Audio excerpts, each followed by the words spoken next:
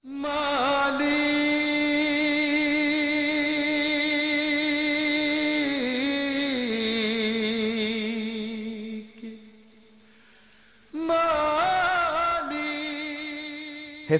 ইসলাম মহিলা মাদ্রাসা পরিচালনায় save humanity UK.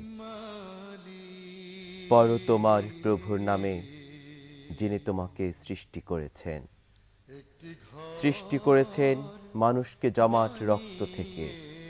পড়ো তোমার পালনকর্তা অতি দয়ালু, যিনি কলমের সাহায্যে শিক্ষা দিয়েছেন।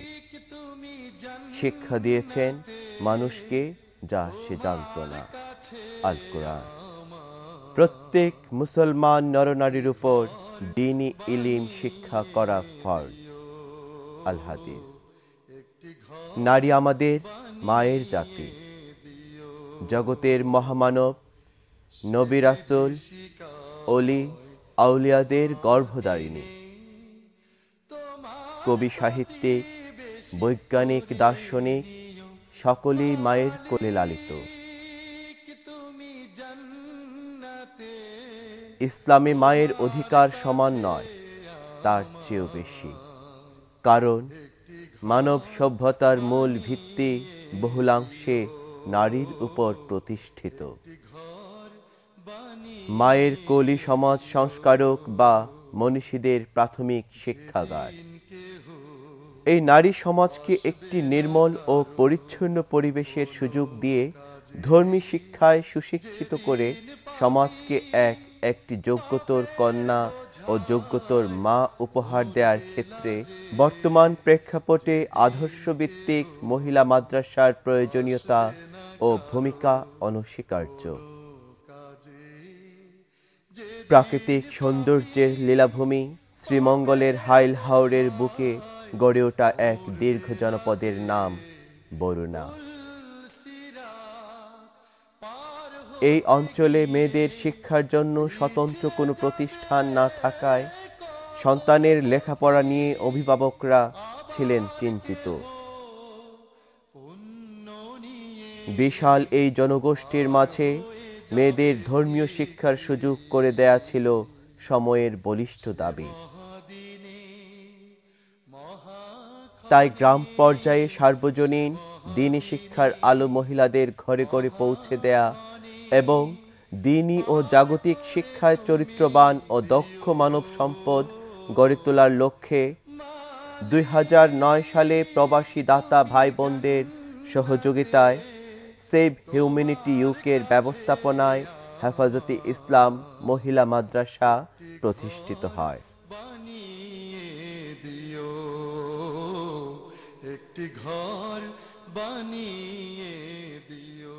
বিংশ শতাব্দীর আধ্যাত্মিক রাহবার হযরত মাওলানা লুৎফুর রহমান শায়েখে বরুনী রাহমাতুল্লাহি আলাইহির স্মৃতি বিজড়িত জামিয়া লুৎফিয়া আনোয়ারুল উলুম হামিদনগর বরুণা মাদ্রাসার পাশে মাত্র 20 জন ছাত্রী নিয়ে স্থায়ী আয়ের ব্যবস্থা ছাড়াই মহান আল্লাহর উপর ভরসা করে মাদ্রাসাটির প্রাতিষ্ঠানিক কার্যক্রম শুরু হয়। আলহামদুলিল্লাহ, সময়ের ধারাবাহিকতায় বর্তমানে এই মাদ্রাসার ছাত্রী সংখ্যা 250 শতাধিক। 15 জন শিক্ষক শিক্ষিকার তত্ত্বাবধানে পরিচালিত এই প্রতিষ্ঠানের শিক্ষার্থীর সংখ্যা দিন দিন বেড়েই চলছে। ছাত্রী সংখ্যা বেড়ে যাওয়ার কারণে টিন শেডের নির্মিত ঘরে জায়গা দেয়া সম্ভব হচ্ছে না। মাধ্যমিক পর্যন্ত ক্লাসরুমেরও সংকুলান দেয়া অনেক কঠিন হয়ে দাঁড়িয়েছে। এ অবস্থায় পুরাতন এই ঘরে শিক্ষা কার্যক্রম চালানো মুশকিল।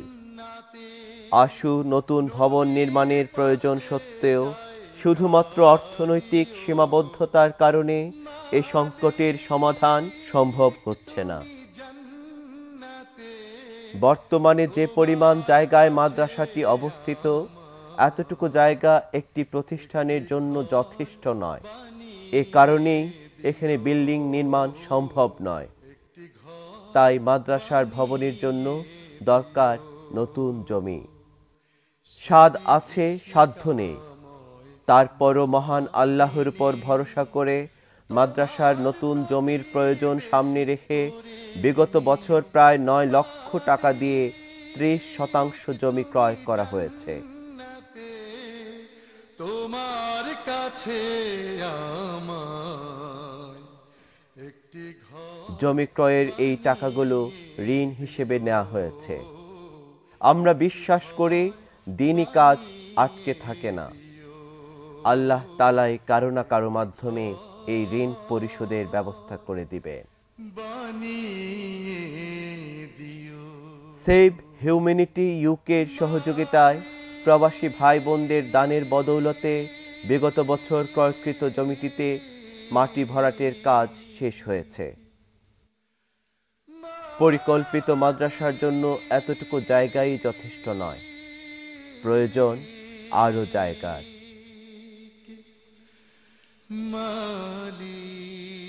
এখানেই সিলেট বিভাগের বৃহৎ মহিলা মাদ্রাসা প্রতিষ্ঠার বাজেট হাতে নেওয়া হয়েছে। মাদ্রাসা শিক্ষার সর্বোচ্চ স্তর টাইটেল ক্লাস পর্যন্ত চালুর পরিকল্পনা হাতে নেওয়া হয়েছে। প্রয়োজনের তাগিদে ছাত্রীদের আবাসিক সুযোগ সুবিধা প্রদান করার বিষয়টিও কর্তৃপক্ষের বিবেচনাধীন রয়েছে। একটি ঘর বানিয়ে দিও, একটি ঘর। প্রবাসী ভাই ও বোনেরা, ঋণ করে হলেও মাদ্রাসার জমির ব্যবস্থা হয়েছে, কিন্তু ভবন নির্মাণের কাজ ইতিমধ্যে শুরু না হলে আগামী সেশনে ছাত্রীদের পড়ালেখা হুমকির মুখে পড়তে পারে। আসন্ন রমজান পরবর্তী মাস শাওয়াল থেকেই মাদ্রাসার নতুন শিক্ষাবর্ষ শুরু হতে যাচ্ছে। তাই জরুরি ভিত্তিতে নতুন ভবন নির্মাণ করা একান্তই প্রয়োজন। এজন্য টাকার প্রয়োজন। তাই সমাজের বিত্তবান প্রবাসী ভাই বোনদের নিকট মহিলা শিক্ষার এই মিশনকে জারি রাখার জন্য দানের হাত প্রসারিত করতে এবং একটি আদর্শ জাতি গঠনের এ বিশাল মহৎ উদ্যোগে শামিল হওয়ার আকুল আবেদন জানাচ্ছি। আসসালামু আলাইকুম। আমার নাম মাহবুবা জান্নাত। আমি জামাতে হেদায়েতুন্নাহ হতে পড়ি। আমাদের মাদ্রাসা জায়গা হয় না, অনেক প্রবলেমে আমরা থাকি। তার জন্য যদি কেউ আমাদের মাদ্রাসাটা তৈরি করে দেন তাহলে অনেক ভালো হইতো। আমরাও অনেক ভালো করে পড়তে পারতাম, আমাদের রেজাল্টও অনেক ভালো হইতো, আর অনেক ছাত্ররা এসে পড়তে হইতো। দিন দরদি ভাই ও বোনেরা, আপনাদের মরহুম মরহুমা মা বাবা ও আত্মীয় স্বজনের মাগফিরাতের জন্য এই প্রতিষ্ঠানের একটি রুম বানিয়ে দিয়ে অথবা রড সিমেন্ট বালু ইত্যাদির ব্যবস্থা করে দিয়ে সাদকায়ে জারিয়াতে শরীক হতে পারেন। দান সাদকা নিজেদের উপকারের জন্যই। তাই মহান আল্লাহ বলেন, তোমরা যা কিছু ধন সম্পদ দান করো তা নিজেদের উপকারের জন্যই। আল্লাহর সন্তুষ্টি ব্যতীত অন্য কোনো উদ্দেশ্যে তোমরা দান করো না। তোমার কাছে আর তোমরা যা দান করো তার পুরস্কার পূর্ণভাবে দান করা হবে এবং তোমাদের প্রতি কোনো অন্যায় করা হবে না। মহান আল্লাহ বলেন, তোমরা যা কিছু ব্যয় করবে তিনি তার বিনিময় দিবেন।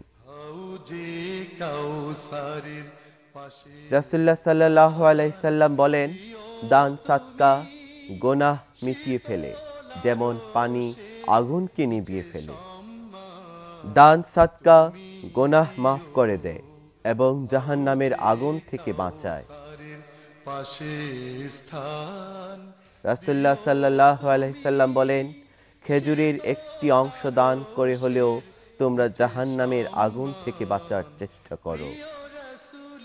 আপনারা যেভাবে শরীক হতে পারেন, ৩,০০০ পাউন্ড দান করে মহিলা মাদ্রাসার জন্য একটি বড় রুম বানিয়ে দিতে পারেন।